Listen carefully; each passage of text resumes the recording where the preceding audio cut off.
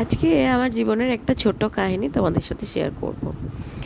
কিছুই না, ছোট থেকে কিভাবে আমি রান্নার দায়িত্ব নিজের কাঁধে চলে এলো সেই গল্পটাই তোমাদের সাথে বলতে এসেছি।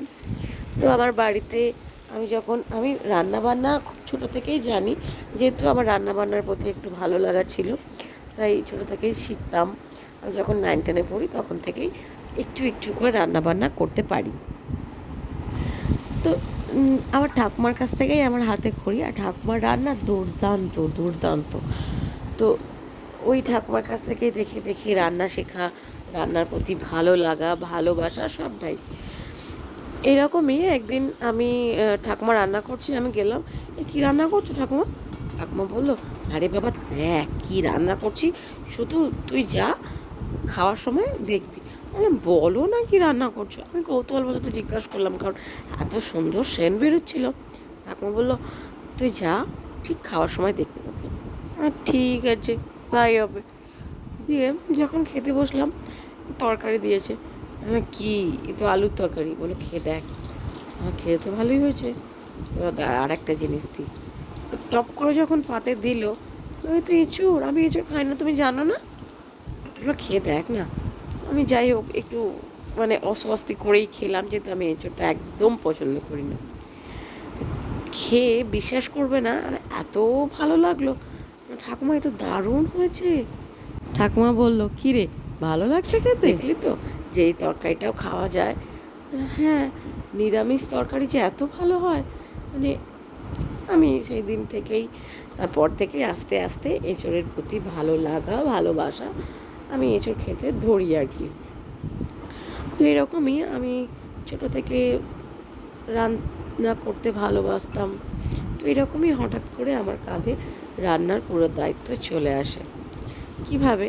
ঠাকুমা, আমি যখন 12 ক্লাসের মাঝখানে আর কি যখন পড়ছি, তখন হঠাৎ করে ঠাকুমার শরীরটা খারাপ হয়ে যায়। তারপর ঠাকুমা নার্সিংহোমে ভর্তি হয়, আর তারপর থেকে ঠাকুমা রাঁধতে পারতো না। তারপর থেকে শরীরটাও আর ঠিক রান্নার জন্য দিত না, বা আমরা রান্নার কাছে গ্যাসের কাছে খেতে দিতাম না। তো তারপর থেকেই আস্তে আস্তে আমি যখন 12 ক্লাস দিলাম, তখন বাবা আমাকে রান্না বান্না করে আমি স্কুলে পরীক্ষা দিতে যেতাম। তারপরে কলেজে ওঠার সাথে সাথেই আমার কাঁধে এক রাজ দায়িত্ব, রান্নার দায়িত্ব। তো এটা যে আমার কাছে খুব বিরক্তিকর ছিল তা কিন্তু না, আমার যথেষ্ট ভালো লাগতো, এবং আমি ভালো লাগার সহিতই রান্নাটা করতাম। তো ভালো লাগা ছিল বলেই বিরক্তি ভাবটা ছিল না। ভালো লাগা না থাকলে হয়তো বিরক্তিই লাগতো। তবে হ্যাঁ, রেগুলারই যে ভালো লাগতো তা কিন্তু নয়। যেদিন যেদিন ভালো লাগতো না, আমার যেহেতু পিসির বাড়ি কাছেই, পিসিকে বলতাম, পিসি আর রান্না ভালো লাগতো না। তো পিসি বলতো, ঠিক আছে বাবা, আমি ভাত পাঠিয়ে দেবো। তো বাবা, ঠাকুমা, আমি ওই খাওয়া হয়ে যেত। কোনো কোনো দিন এরকমও হয়েছে, বাবাই বলেছে, ঠিক আছে যা, আজকে তোকে রাঁধতে হবে না, আমি রেঁধে দেবো। ঠিক আছে। তো এরকমভাবেই দিন যায়। দিন আস্তে আস্তে ঠাকুমারও বয়স হয়, রান্নার দায়িত্ব আমার কাছে চলে আসে। কিন্তু হ্যাঁ, কোথাও গিয়ে মানে আমার যে মা অভাব কোনো দিন আমি বুঝতে পারিনি। কারণ আমার এক কাছে ছিল আমার মা, আমার বড় পিসি, আর ঠাকুমা তো আছেই, আর তার সাথে আমার বাকি পিসিরা, তারা কোনো দিক থেকেই আমার কাছে মায়ের অভাব বুঝতে দেয়নি আমায়। আর আমার ছোটো পিসি তাই, আমি ডাকতে হাঁকতে, পিসি আজকে একবার এসো তো, পিসি টুপ করে চলে এলো, এইরকমই। তো মায়ের অভাব কোনো দিন বুঝতে পারিনি, কিন্তু হ্যাঁ, ছোটোবেলায় কোনো দিনই বুঝিনি। বড় হওয়ার সাথে সাথে আমার কোথাও গিয়ে মনে হতো যে হয়তো যখন ঠাকুমার বয়স হয়ে গেল, আমাকে রাঁধতে হলো, মনে হতো হয়তো মা থাকলে এটা হতো বা এটা হতো না। যে নিজে থেকেই চলে যেতে চায়, তাকে কীভাবে কেউ ফিরিয়ে আনবে? আর ফিরিয়ে আনা সম্ভব নয়, ফিরিয়ে আনার জায়গায় তো চলে যায়নি।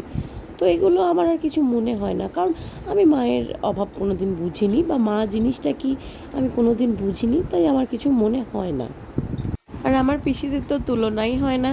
মানে আমি যে একমাত্র ভাইঝি, আমি পিসিদের কাছে ভাইঝি কম, মেয়ে বেশি। তো হয়তো মা থাকলে আমি এটা মনে হয় যে মা থাকলে হয়তো এত আদর পেতাম না, মানে এত আদরে বাঁদর তৈরি হতাম না আর কি। মারধর খেতাম অবশ্যই।